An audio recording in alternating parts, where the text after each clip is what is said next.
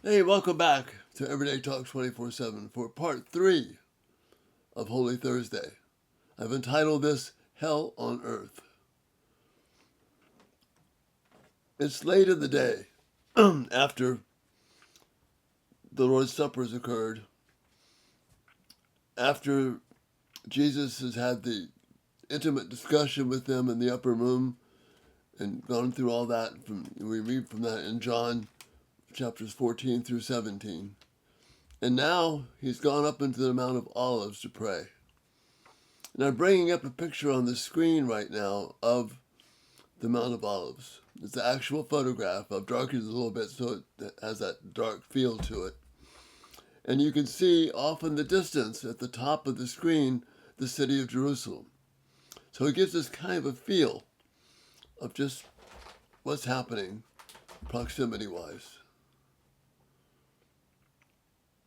Jesus has gone up the mount to pray.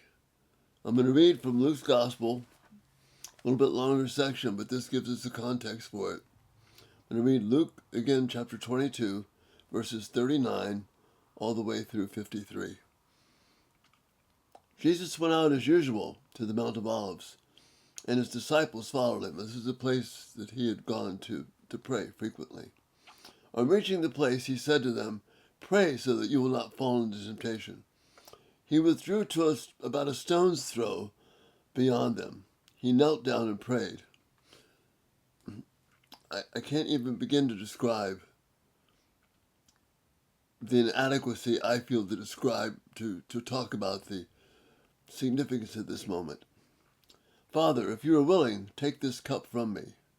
Yet not my will, but yours be done." An angel from heaven appeared to him and strengthened him. And being in anguish, he prayed more earnestly. His sweat was like drops of blood falling to the ground. A couple of things are happening here. One, he's contemplating that he's about to face the wrath of his Father, to pay for the sins, my sins and yours, and all of those that he's called to himself throughout history.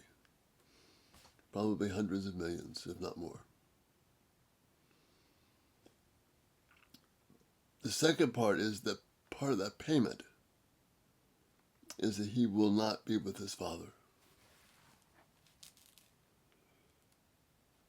The bond as a human will be separated from him. And he will endure punishment as one who is guilty, who is unholy, who is not righteous. And that meant a break in fellowship with his Father. So all that's about to happen from here on, that's why I say it's hell on earth. Jesus is going forward without, in a human sense, the unbelievable unity that he had known since the beginning of creation. That's why the drops of blood are falling. When he rose from prayer and went back to the disciples, he found them asleep, which is kind of where we are right now. We're tired. It's midnight. He found them asleep, exhausted from sorrow. "Why are you sleeping?" he asked them. "Get up and pray so that you will not fall into temptation." While he was still speaking, a crowd came up, and a man who was called Judas, one of the 12, was leading them. So let me put the image back up. You can see at the top of the screen is Jerusalem. There's a little valley, so they're coming up the hill, up the Mount of Olives towards Jesus. That's why he said that. He approached Jesus to kiss him, but Jesus asked him, "Judas, are you betraying the Son of Man with a kiss?" When Jesus' followers saw that what was going to happen, they said, "Lord, should we strike them with our swords?" And one of them struck the servant of the high priest, cutting off his ear. But Jesus answered, "No more of this." And he touched the man's ear, and healed him. Why that didn't stop these people in their tracks, I don't know, but anyway. Then Jesus said to the chief priests, the officers of the temple guard, and the elders who had come for him, "Am I leading in rebellion, that you come with swords and clubs? Every day I was with you in the temple courts, and you did not lay a hand on me. But this is your hour when darkness reigns."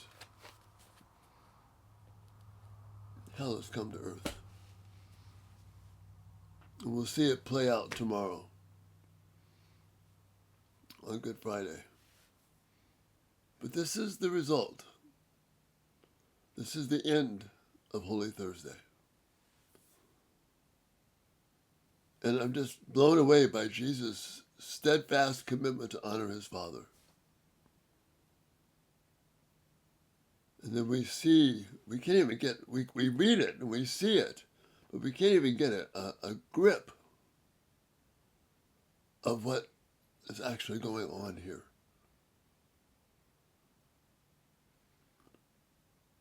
He's about to deal with paying for my sin, times hundreds of millions. And all of that is going to come crashing down on him from the wrath of his Father. And yet he gets up, he encourages the disciples to pray, and then goes forward to be tried, to meet the wrath of Satan and man, to have his heel struck by Satan. It doesn't flinch, but keeps his eyes fixed on honoring his Father. And because of that, you and I are here today, rejoicing in the life that is ours in Christ. I'll probably do several more tomorrow as well. This is such a moving thing to read and to know that this is what actually happened. Thank you for hanging in with me there today. And again, love your thoughts and feedback. And Lord willing, we'll see you tomorrow morning. Rest that Jesus' work was successful. And we know God.